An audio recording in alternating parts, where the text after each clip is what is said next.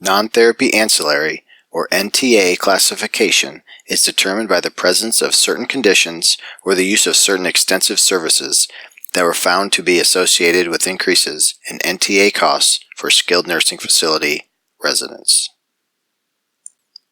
CMS identified a list of 50 conditions and extensive services that were associated with increased NTA costs. The presence of these conditions and extensive services is reported by providers on the MDS 3.0, with some of these conditions being identified by ICD-10 CM codes that are coded in item I-8000 of the MDS. The first step to find the NTA PDPM case mix score is to determine whether the patient has HIV/AIDS. HIV/AIDS is not reported on the MDS, but is recorded on the SNF claim, ICD-10 code B20. HIV/AIDS has the highest NTA score of 8 points. Next, you will determine if the patient received parenteral IV feeding during the last 7 days while a patient of the skilled nursing facility using item K0510A2.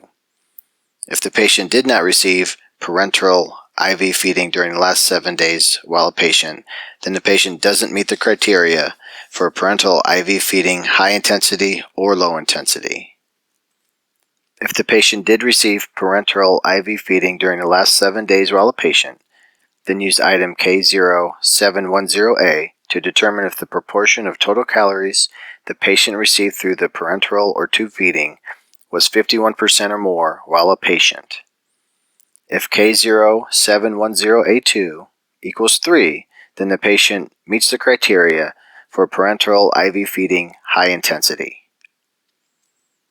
If the proportion of total calories the patient received through parenteral or tube feeding was 26 to 50%, and the average fluid intake per day by IV or tube feeding was 501 cc's per day or more while a patient, then the patient qualifies for parenteral IV feeding low intensity.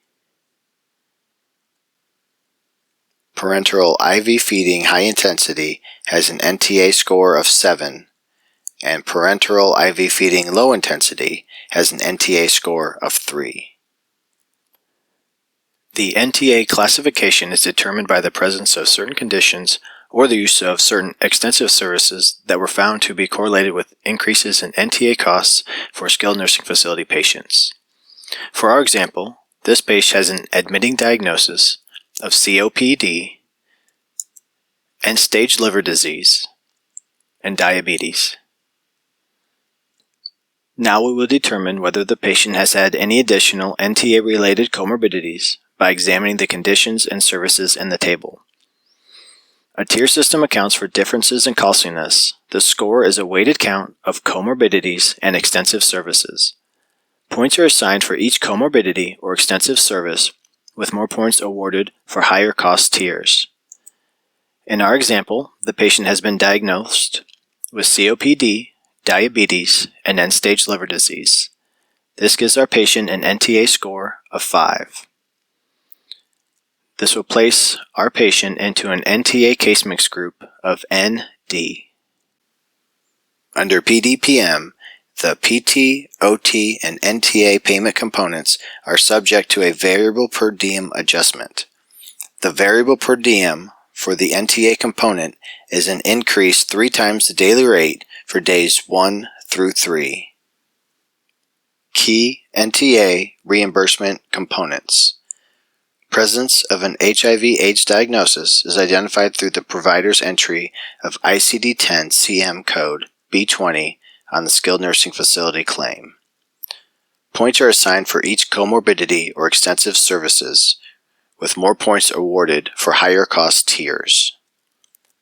Daily reimbursement for the NTA component is 3 times the daily rate for days 1, 2, and 3.